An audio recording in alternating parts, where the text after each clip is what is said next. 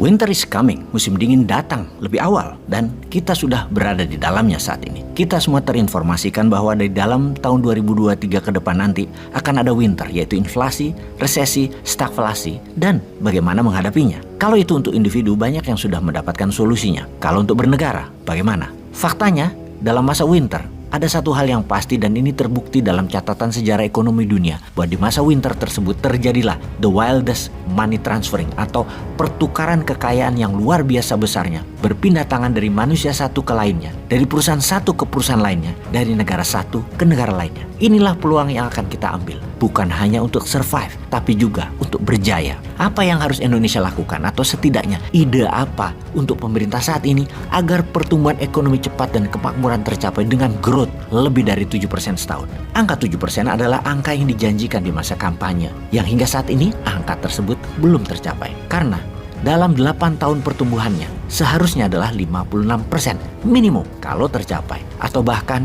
bisa lebih. Kalau tiap tahun 7%, di tahun ke-8 itu bukan 56%, tetapi bisa sampai 70% dibanding GDP nasional Indonesia di tahun 2014 dulu. GDP nasional Indonesia di tahun 2014 adalah 890 billion dolar. Dan di tahun 2021, 1.186 billion dolar. Diperkirakan di tahun 2022, GDP nasional Indonesia adalah 1.250 billion dolar, naik 360 billion dolar atau naik 30% dalam 8 tahun, alias rata-rata per tahunnya 3,75%, hanya mencapai setengah dari janji kampanye.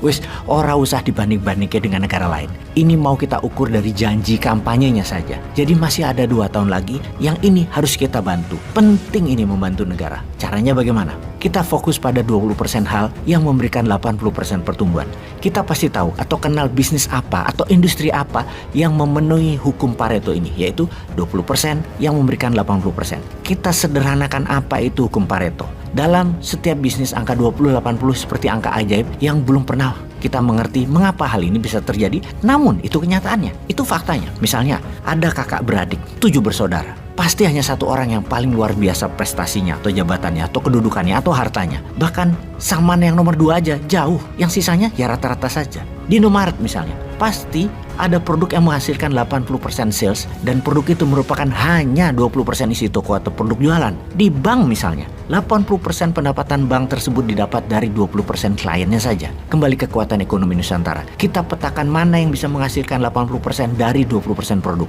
Untuk sementara jangan fokus dulu ke SDM, harus dicarikan lapangan kerja atau harus transfer teknologi. Pokoknya kata harus diabaikan dulu. Kita fokus yang 20% tadi. Fokus jangka pendek growth ekonomi naik. Itu didulukan karena waktu kita sempit. Hal ini kalau sahabat Newman membayangkan adalah kita mendapat posisi sebagai pengelola Bappenas, Badan Perencanaan Pembangunan Nasional, yang mendapat tugas di tahun 2045 nanti Indonesia harus menjadi negara nomor 1 GDP-nya tertinggi di dunia. Saat ini di tahun 2022 GDP negara tertinggi di dunia adalah Amerika dengan 25 triliun dolar atau 25.000 billion. Kita pakai angka triliun saja. Indonesia saat ini adalah 1,2 triliun, nomor 16 dunia. Data itu hampir 24 kali Amerika saat ini lebih kaya dari Indonesia. Diperkirakan di tahun 2045 Amerika GDP-nya adalah 40 triliun dolar, Tiongkok 50 triliun dolar, India 43 triliun dolar. Jadi kalau Indonesia mau menjadi nomor 1, Indonesia harus melebihi Tiongkok, melebihi 50 triliun dolar, alias naik 50 kali dalam 23 tahun ke depan. Jadi kita menengok kekuatan nasional Indonesia. Kita lihat kekuatan Indonesia saat ini adalah wilayah tropisnya, gunung berapinya, dan curah hujannya. Tuhan sudah memberikan karunia air dan lahan subur dari sononya untuk Indonesia. Maka perkebunan bisa menjadi target utama jangka pendek untuk menaikkan GDP nasional Indonesia dalam 2 tahun ke depan. Tanam tanaman jangka pendek seperti jagung, tebu, singkong, tujuannya satu, Indonesia raja etanol. Kawasan di wilayah Sulawesi, Papua adalah wilayah yang cocok untuk tanaman ini, khususnya tebu. Gerakan sekarang membangun, tahun depan sudah panen. Tahun 2024 sudah jadi raja gula Indonesia. 5 tahun, 2029 Indonesia menjadi raja etanol. Ini bisa menjadi energi alternatif terbarukan untuk mengganti BBM, seperti di negara Brazil. Kuncinya memanfaatkan kekuatan sumber daya alam yang tidak dimiliki bangsa lain. Lalu grup-grup besar kelapa sawit harus mengelola oleochemicalnya di Indonesia. Tidak boleh lagi dibawa ke luar negeri.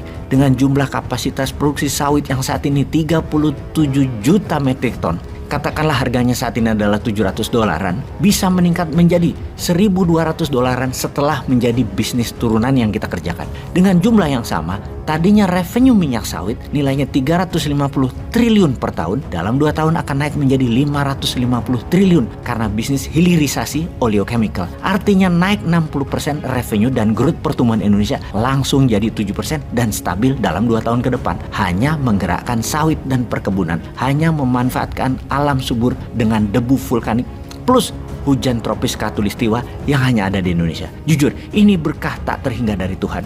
Grup besar ya seperti Sinarmas, Bakri, Astra Plantation harus bangun oleochemical plant atau pemerintah BUMN bangun dan mereka wajib jual ke BUMN oleochemical sebagai DMO, Domestic Market Obligation. Wajib mereka store ke pabrik oleochemical tersebut. Kita jadi pengendali etanol, kita jadi pengendali oleochemical, bukan sugar sar atau raja gula, raja sawit dan banyak lagi tanaman industri lainnya. Kita bangun hilirisasi atas sumber kekayaan alam di atas permukaan tanah tersebut. Kita berdaulat dan mengendalikan produk turunannya dari tanaman jangka pendek dan jangka menengah Nusantara. Ini penting buat bargain power antar negara di kemudian hari. Selain hilirisasi mineral. Jadi untuk Indonesia berdaulat 2045 dan menjadi negara nomor 1 GDP-nya. Kalau Tiongkok punya BRI atau Belt Road Initiative, Indonesia punya juga dong. Namanya Spice Mineral Road Initiative. Kendalikan produk hilir mineral dan rempah tanaman industri sebagai alat tawar dan alat tekat bernegara.